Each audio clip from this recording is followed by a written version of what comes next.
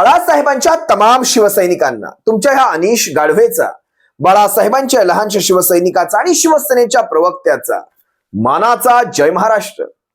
शिवसैनिकांना तुम्हा सर्वांना माहितीये, देशभरामध्ये जवळपास 4 मोठी राज्य आणि एक लहान राज्य अशा जवळपास 5 राज्यांमध्ये काही दिवसांपूर्वीच, अगदी 1 ते 2 दिवसांपूर्वीच निवडणुका पार पडल्यात. येत्या 3 डिसेंबरला म्हणजे परवाच्या दिवशी यांचे निकाल देखील अपेक्षित आहेत.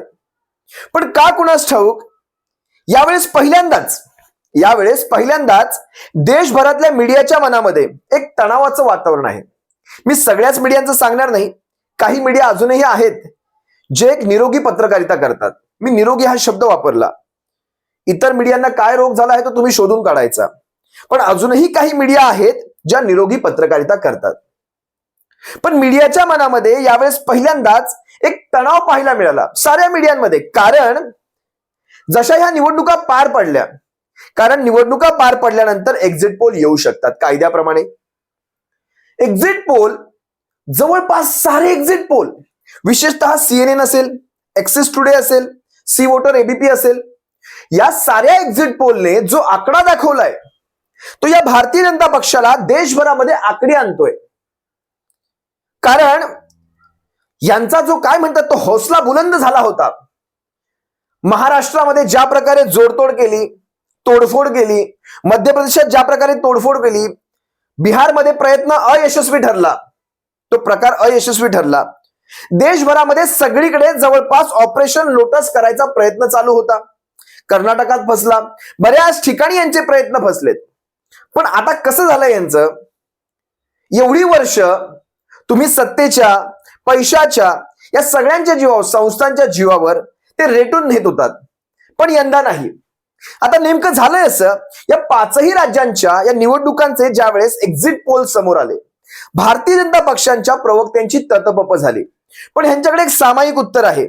आणि चला 1-2 दिवसांसाठी हे उत्तर वापरून हे वेळ मारून नेतील. पण ज्यावेळेस 3 तारखेच्या नंतर खऱ्या अर्थाने निकाल समोर येतील त्यावेळेस ते हे उत्तर देऊ शकणार नाहीत की एक्झिट पोलला आम्ही मानत नाही. जे काही आहे ते एक्झिट पोलच्या नंतर, जे निकाल लागतील त्यानंतर आम्हाला प्रश्न विचारा. सगळ्यात मोठं आणि महत्वाचं राज्य राजस्थान, मध्य प्रदेश, छत्तीसगड, तुम्ही पाहिलं असाल, या सगळ्याच राज्यांमध्ये, तेलंगणा असेल, सगळीकडे सुपडा साफ. यांची मी तुम्हाला आकडेवारी समोर घेऊन येतोच आहे. पण लक्षात घ्या, हे अशा प्रकारचं तोडजोड करून जनतेला तुम्ही गृहीत धरू शकत नाहीत. आणि महाराष्ट्र इतर राज्यांपेक्षा, महाराष्ट्र बघायला गेलं तर ना उत्तरेचं येतं ना दक्षिणेचं येतं. महाराष्ट्र हे मध्यवर्ती राज्य आहे. त्यामुळे महाराष्ट्राचं भौगोलिक समीकरण, राजकीय समीकरण, सांस्कृतिक समीकरण हे सगळ्या अर्थाने देशापेक्षा वेगळं आहे. ना उत्तरेचे नियम लागू होत ना दक्षिणेचे नियम लागू होत. आमच्याकडे मधलेच नियम लागू होतात. आणि ते मधले नियम हे महाराष्ट्रातल्याच लोकांना कळू शकतात. ना उत्तरेचे दक्षिणेचे कोणीच त्याचा अंदाज लावू शकत नाही. महाराष्ट्र हे दक्षिणेचंही द्वार आहे आणि उत्तरेचंही द्वार आहे. लक्षात घ्या. मी तुम्हाला काही आकडेवाऱ्या सांगतो. कारण कसं आहे, महाराष्ट्राच्या या सत्ता संघर्षामध्ये कुठेतरी देशव्यापी ज्या बातम्या आहेत, ज्या घडामोडी आहेत, त्या आपल्या नजरेसमोर, विशेषतः शिवसैनिकांच्या, तुमच्या, आमच्या सर्वसामान्यांच्या नजरेसमोरून सुटू नयेत. कारण ज्या गोष्टींच्या आधारावर यांचे हौसले बुलंद होत असतात, ज्या आधारावर हे देशभरात धिंगाणा घालत असतात, त्याच्यावरच कुठतरी घाला घालण्यात आलाय. आता ह्यांचे सगळे मोरॅल डाऊन होणार, तो आत्मविश्वास खाली येणार आहे. कारण शिवसैनिकांना एक गोष्ट लक्षात घ्या, मी तुम्हाला वारंवार सांगितले, तुमच्या किती लक्षात आहे मला माहित नाही. पण ज्यावेळेस 2019च्या निवडणुकांच्या, लोकसभा निवडणुकांच्या आधीचं मी म्हणतोय, 2014ला घवघवीत यश मिळवलं होतं भारतीय जनता पक्षाने लोकसभेमध्ये. पण कुठेतरी तेच यश पुन्हा 2019ला मिळेल की नाही यासाठी भारतीय जनता पक्ष साशंक होता. त्यांना कुठेही तो आत्मविश्वास त्यांच्या देहबोलीतून कुठेही दिसत नव्हता. त्याचंच एक साधं उदाहरण मी तुम्हाला बिहारचं सांगितलं होतं. ज्यावेळेस बिहारमध्ये नितीश कुमारांशी यांनी युती केली, त्या नितीश कुमारांशी युती करताना त्यांनी त्यांचे जवळपास विद्यमान सारेच्या सारे खासदार घरी बसवले होते. कारण त्या जागा त्यांनी नितीश कुमारांना सोडल्या होत्या. नितीश कुमारांना वाढीव जागा देऊन खासदारकीच्या स्वतः कमी जागा घेतल्या होत्या. जे विद्यमान खासदार होते त्यांना देखील घरी बसवलं होतं. याचा अर्थ तुम्ही लक्षात घ्या. आपण म्हणतो 2019ला ह्यांनी उद्धव साहेबांना असं काहीच शब्द दिला नव्हता. 2019ला ह्यांनी असं सांगितलंच नव्हतं की 2.5 वर्ष किंवा समसमान वाटप सत्तांचं. कारण ह्यांचा तो आत्मविश्वास खाली गेलेला होता. त्यांना गरज होती महाराष्ट्रामध्ये शिवसेनेची. आणि त्यांना माहिती होतं शिवसेनेशिवाय आम्ही पुढे जाऊ शकत नाही. त्यामुळे अशा परिस्थितीमध्ये बंद दाराआड देखील हा शब्द दिला गेला होता, कारण तुमचे आत्मविश्वासाचे घोडे तुम्ही बिहारमध्ये दाखवून दिले होते, कशा प्रकारे मागे मागे चालले होते. जर बिहारमध्ये तुमचा एवढाच आत्मविश्वास होता, तुम्ही विद्यमान खासदार घरी बसवले नसते. त्यामुळे महाराष्ट्रात हा शब्द दिला गेला होता शिवसैनिकांना. याचे वारंवार पुरावे आपण व्हिडिओ सकट सगळ्यांसमोर दाखवलेले आहेत. आणि त्याचाच पुढचा अंक पहा. आज जेव्हा हे सगळ्या राज्यांचे म्हणजे 5ही राज्यांचे एक्झिट पोल समोर आलेत, त्याची तुम्हाला आकडेवारी सांगतो. सगळ्यात पहिलं राज्य मी तुमच्या सर्वांसमोर घेतोय, ते राज्य आहे मध्य प्रदेश. मध्य प्रदेशात एकूण जागा जातात बघा. मध्य प्रदेशात कमलनाथ की शिवराज हे नंतर ठरेलच कोण येणार, पण एकूण 230 जागा, त्याच्यात बहुमतासाठी 116 जागांची गरज आहे. आता मी साऱ्या एक्झिट पोलचे ऍव्हरेज घेत आहे. मी कुठल्याही एका एक्झिट पोलला इथे तुमच्या सर्वांसमोर सांगले, पण कुठले एक्झिट पोल मी सांगतोय ते बघा. कुणाचे मी ऍव्हरेज घेतलेत. एक आहे सीएनएन, त्याच्यानंतर एक्सिस टुडे आणि त्याच्यानंतर सी वोटर एबीपी. यामध्ये काँग्रेसला दाखवल्या जातात 125 जागा, जिथे बहुमतासाठी 116 जागांची गरज आहे मध्य प्रदेशात. तिथे काँग्रेसला दाखवले जातात आहेत 125 जागा. भारतीय जनता पक्षाला दाखवले जातात 100 जागा, बहुजन समाज पक्षाला 2 आणि इतरांना 3. म्हणजे 116 जागांचं जे गणित आहे ते काँग्रेस सहजासहजी पार करताना दिसते. 125 जागांच्या पार. 19-20चा जरी फरक पकडला तरीही काँग्रेस शिवाय तिथे सत्ता स्थापन होऊ शकत नाही, हे देखील एक सत्य आहे. याच मध्य प्रदेशात ऑपरेशन लोटस अतिशय घाणेरड्या पद्धतीने राबवलं गेलं.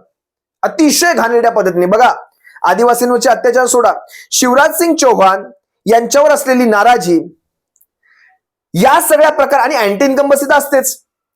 सतत एखादी व्यक्ती सतत त्या पदावर बसली तर तिच्या विरोधात एक वातावरण तयार झालेलं असतं. त्या हिशोबाने काँग्रेस इथे पुन्हा सत्तेवर येतोय. आता इथे एक इंटरेस्टिंग गोष्ट अशी आहे की ह्यांनी ऐनवेळी, कारण काँग्रेसला आपण इथे टक्कर देऊ शकत नाही. राहुल गांधींचा झंझावात जसा मध्य प्रदेश असेल, तेलंगणात असेल, तो पाहता यांच्या बड्या नेत्यांनी जाणं टाळलं. अमित शहा काहीतरी आले, पण त्यांनी ज्या प्रकारे पुन्हा ते हिंदुत्ववादी कार्ड खेळायचा प्रयत्न केला, तुम्ही पाहिला असाल. कर्नाटकात जय बजरंगबली म्हणून तुम्ही बटन दाबायचं असं काहीतरी चाललं होतं. ते सगळं जनतेने शेवटी या सगळ्याला केराची टोपली दाखवली. ज्यावेळेस प्रश्न विकासाचा, त्यावेळेस ह्या सगळ्या गोष्टी आमच्या समोर घेऊन यायच्या नाही. त्यांनी काय सांगितलं बघा ना, राम मंदिराचं ज्यावेळेस उद्घाटन होईल त्यानंतर तुम्हा सर्वांना मोफत दर्शन दिलं जाईल. म्हणजे मध्य प्रदेशच्या जनतेला तिथे 1 दिवसाचं मोफत दर्शन असणार, म्हणजे इतर राज्यांना नाही. चला, महाराष्ट्रात तुमचंच सरकार आहे, आम्हालाही द्या मोफत दर्शन. असं घडणार नाही. मागेही शिवसेनेचे पक्षप्रमुख म्हणाले होते की ते दर्शन जे आहे ना ते वर्षभरात कधीही मोफत ठेवा ना, जेव्हा जायचंय तेव्हा मोफत, अशा प्रकारची सोय करा. आम्ही मानतो तुम्हाला, पण तसं होणार नाही. ते फक्त इलेक्शनच्या प्रचारापुरतं. त्यानंतर लाडली बहिणाची यांनी जी योजना आणली होती, तिचा जो गाजावाजा केला लाडली बहिणा, काँग्रेसने त्यालाच एक जोडून योजना आणली, नारी सन्मान योजना. म्हणजे तिथेही यांना 0 करून ठेवला. आता केंद्रातून मंत्री पाठवले गेले. मंत्र्यांच्या जीवावर शिवराज सिंग चौहानांना असं वाटत असेल की आपल्याला पुन्हा हे राज्य काबीज करता येईल, तर तसं होणार नाहीये. मामांना यावेळेस एक टर्म का होईना पण घरी बसावं लागेल, पुढचं आम्हाला माहित नाही. पण यावेळेस मामांना, शिवराज सिंग चौहान मामांना घरी बसावं लागेल. तुम्हाला मध्य प्रदेशचे आकडे समजले. आता मला वाटतं मागच्या वेळेस 2018 मध्ये भाजपला 114च्या जागा मिळाल्या होत्या, त्या जागा आता घटून 99 ते 100 पर्यंत जात आहेत. त्यामुळे बहुमत संपलेलं आहे. आणि 25 आमदार यांनी फोडले होते. ज्योतिरादित्य सिंधियांचा याच्यामध्ये मोठा हातभार होता. ज्योतिरादित्य सिंधियांनी हे सगळं घडवून आणलं आणि सरकार इथे उलटवून टाकली होती. तुम्हाला आता पुढचं राज्य मी सांगतो, तेलंगणा. मोठं राज्य आहे तेलंगणा देखील आपल्या, कारण ही सारी राज्य आपल्याला बाजूबाजूलाच. तेलंगणामध्ये जवळपास मला वाटतं आपल्या नांदेडचे, मला वाटतं काही जण नांदेडचे इकडे तिकडे पण त्यांचे वोटिंग आहेत. आपण मागेच ते मीडियावर पाहिलं असाल. इतकं जवळचं राज्य तेलंगणा. आणि तेलंगणातला बीआरएस पक्ष महाराष्ट्रात सुद्धा येऊन थोड्याफार प्रमाणात आपला हात पसरायचे, पाय पसरायची कामं करत होता. पण त्या तेलंगणामध्ये यावेळेस बीआरएसला देखील सुरुंग लागताना दिसत आहेत. आपण तिथली आकडेवारी पाहूयात.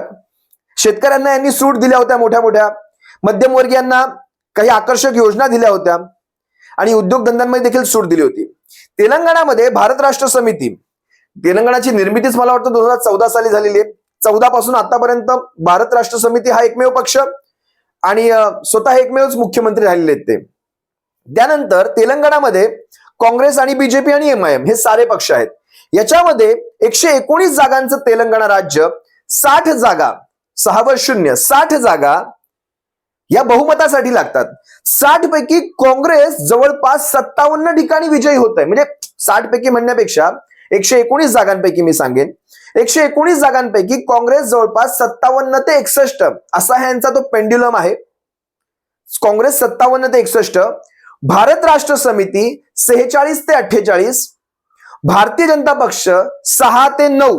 बघा बरं का, लक्षात घ्या तेलंगणाची गोष्ट. आणि अदर मध्ये येतात 6 ते 7 जागा. म्हणजे काँग्रेसला बहुमताच्या आसपास, मी किती सांगितलं तुम्हाला, जवळपास 57 ते 61 जागा काँग्रेसच्या. मग काँग्रेस 60 जागांची ते रिक्वायरमेंट आहे किंवा बहुमतासाठी 60 जागा लागत आहेत, तिथे काँग्रेस 57 ते 61 पर्यंत आहे. म्हणजे भारत राष्ट्र समिती आणि काँग्रेस जे काही होईल ह्या दोघांमध्येच होणार, बरोबर.